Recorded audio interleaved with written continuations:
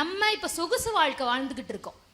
மாட மாளிகைகள்ல பஞ்சு மெத்தைகள்ல நாம உழன்று கொண்டிருப்பதற்கு கரடு முரடான பாதைகளில் விழுந்து நடந்து பொசுங்கி போன ஏதோ ஒரு காப்பு காய்த்த கால்தான் காரணம் என்பதை நாம் மறந்துவிட்டு என்ன செய்ய போகிறோம்?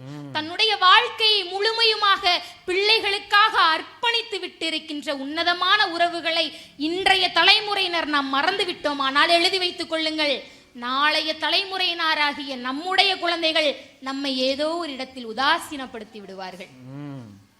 1000 தான் கவி சொன்னேன், 1000 தான் கவி சொன்னேன், அழகழகா போய் சொன்னேன், பெத்தவளே உன்னை பத்தி ஒத்தவரி எழுதலையே. நான் இல்லாம போனா உனக்கு வேறு பிள்ளையுண்டு, நீ இல்லாம போனா எனக்கு வேறு தாயுண்டா. வைரமுத்து அவங்க தன்னுடைய வாழ்க்கையில எவ்வளவு கவிதைகள் வேணா எழுதியிருக்கலாம். ஆனா கடைசியாக அவர் கண்ணீர் மல்கி நிற்பது என் அம்மாவுக்காக ஒரு கவிதை எழுதலையே.